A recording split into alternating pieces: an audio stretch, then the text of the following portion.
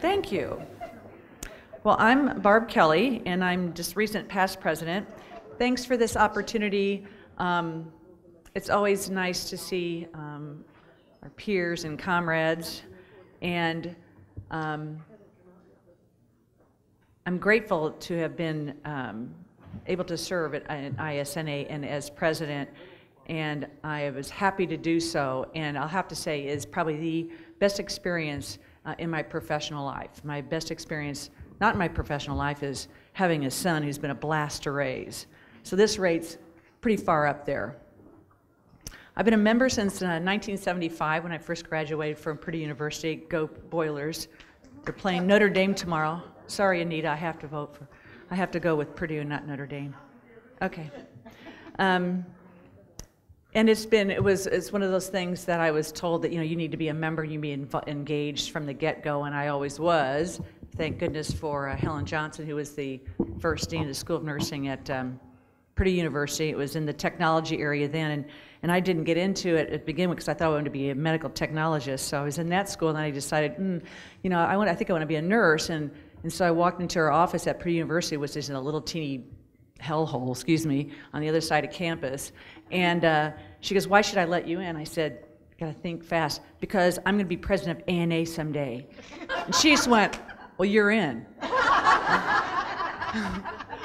Well, I've not become president of ANA. I think in my life I probably won't. But president of ISNA was right up there. So anyway, it's one of those crazy things you do when you're younger and you think, I really want in, and the means justify, the ends justify the means, obviously. When I first became president, Marla Weston, who is the new CEO of ANA, gave a speech. And she was wonderful. She's visionary. I've enjoyed working with her over the last 4 years. And I was just so impressed with how she manages herself and how the organization, ANA, at that level. I knew how ISNA worked because I'd been on the board for 6 years before I became president. I was always so totally impressed with everybody on the board, Ernie in particular. But going to that level as president was like, oh my gosh, this is a billion times better than I ever thought. I mean, such a wonderful, robust, engaged, you got it on place. It just transformed me. It was an incredible experience. Be assured that you have an organization above you in many ways, not perfect, that are really trying hard to look out after what it is that we're about, and we're about to take care of patients. When I was inducted in 2009, the IOM came out with a report, and Robert Wood Johnson Foundation, on the future of nursing, leading change and advancing health. That was the big buzz, and everybody was talking about it. And we were recognized for our contributions to nursing, and that we should be in the middle of the development and implementation of healthcare policy at all levels. Well, duh, of course we should be, but thanks for, putting that up on a big paper and whatever. So that was great, and everybody was talking about it, and it gave a lot of credence to what we already know as nurses. Then in March in 2010, the Affordable Care Act legislation was signed into law. And I wrote an article at that time about, it was my second article, editorial, on my thoughts on the Affordable Care Act, which I was not a fan, I'll tell you that up front. And I was in a minority, actually, when I went to the ANA meeting, and I felt comfortable, though, talking to lots of people about this is what, I personally don't agree with. There's many nurses in Indiana that don't agree with it, but there's many that do. And so I was interested in having these conversations, and what was sort of surprising in some ways, and I mean, in many ways, is that people were able to talk about it, even though it was real, rah-rah, it passed. President Obama even came to our, to the convention to speak with us, and it's like, he is our president, whether you disagree or agree with him. That was kind of cool. But there was room for some discussion, but albeit I was overwhelmed with how many people did not agree with me. That was okay. I grew up with 6 brothers and 3 sisters, and we had to fight for everything, so food and what have you. So I'm kind of used to having, you know, conversations that you don't agree with me, so what? You know, that's not how it was actually. But so it was a good time. It was lots going on at that time at a national level. I think at a local level that we were feeling, you know, some of the pain and discomfort of all these changes that were going to be coming down, and we're not sure what's going on. At the same time, we had our Indiana Center for Nursing was forming, which was a group of Nursing 2000, and Kim Harper, you're here, help me with this.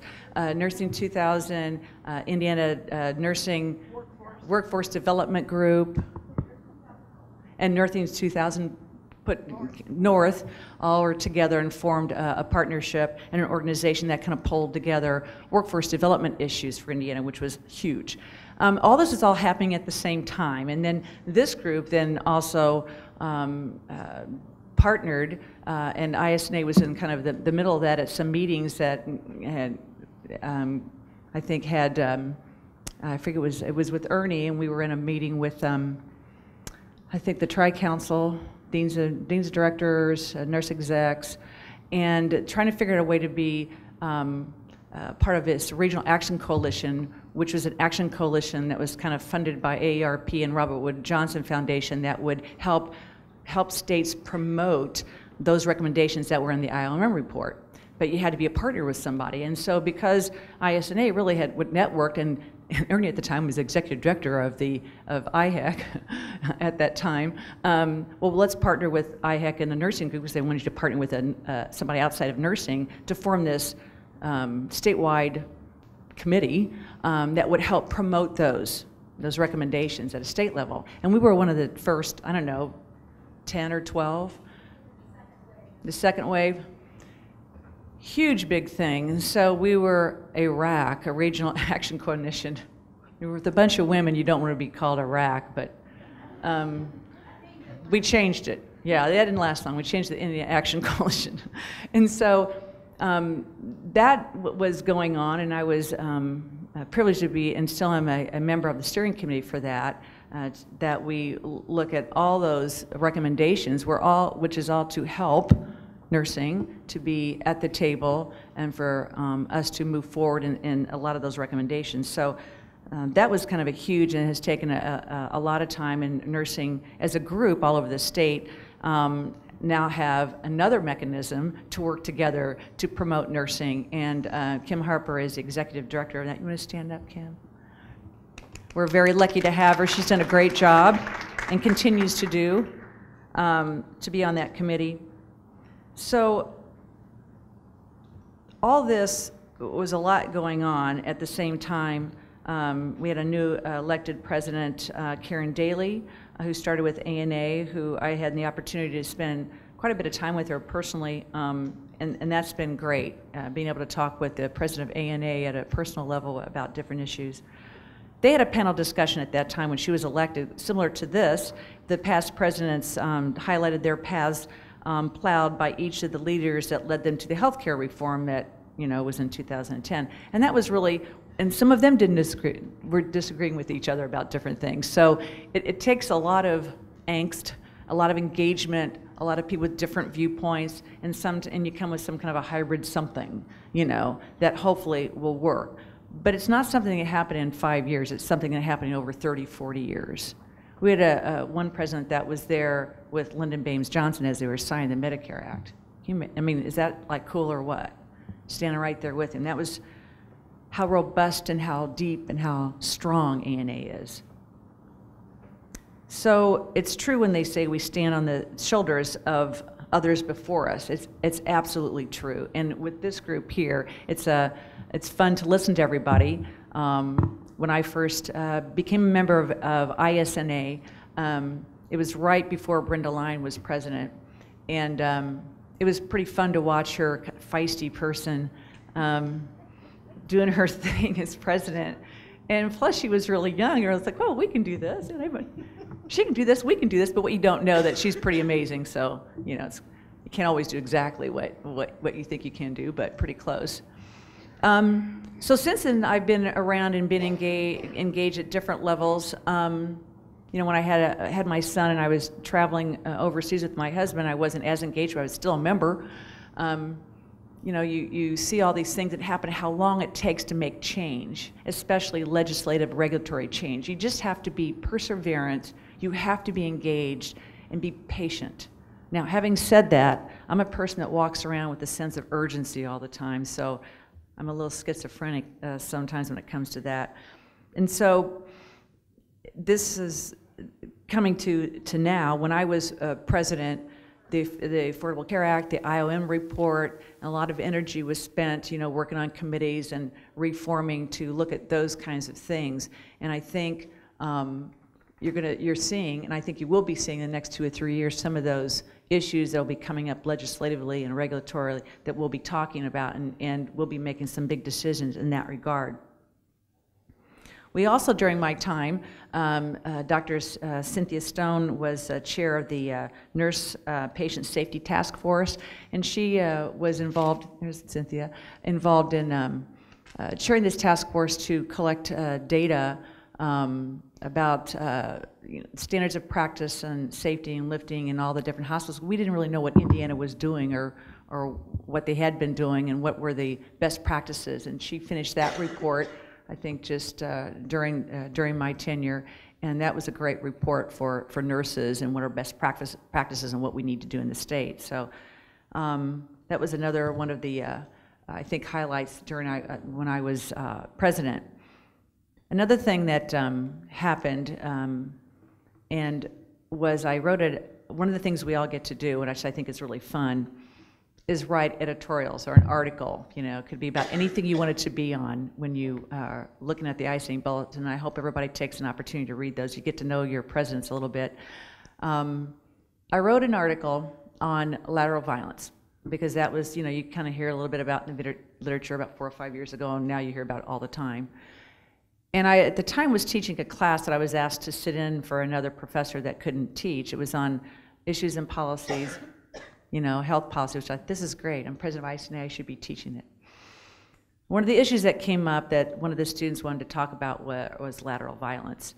And it was, everybody in class was talking about it. And these are all practicing nurses. And as a result of that, I decided, well, I should write an article on that. So I wrote an article. And guess what happened? I read an article and I get flooded with conversations from people that read it. Some were non-members or potential members, right? And some were members. And I was amazed at some of the issues that came up and what was going on in practice around the state. So Jenny Embry has been really great about going around the state and presenting on lateral violence and bullying. And that was pretty news to me, and I don't know if anybody read the article. I kind of centered it around my experience growing up with 10 children, because I'd not had too much experience with lateral violence, you know, in my workplace, because I was lucky. I worked at places where we didn't have much of that going on. I'm also the kind of personality, I don't allow too much of that to go on, you know, or I get in a fight, I guess. Maybe I'm a bully, I don't know. Maybe that's why I don't have any problems with that. I just figured that out. I need counseling. Yeah. So anyway, so during my tenure, the articles have really raised a lot of questions and promoted, I think, some engagement during my tenure. I found that to be really helpful for me to be able to impart some information, but mostly I think it rattled some people and had some conversation. When I did write my little article about the Affordable Care Act, which, you know, wasn't real negative, wasn't real positive, I did get a call from ANA, from the government, somebody in the governmental affairs, and we had a discussion, and it was very nice. I said, well, you read these? She goes, I read all of them. I said, wow, I was impressed. So that was great. We did have Rose Gonzalez, who's the Director of Governmental Affairs, speak at the last meeting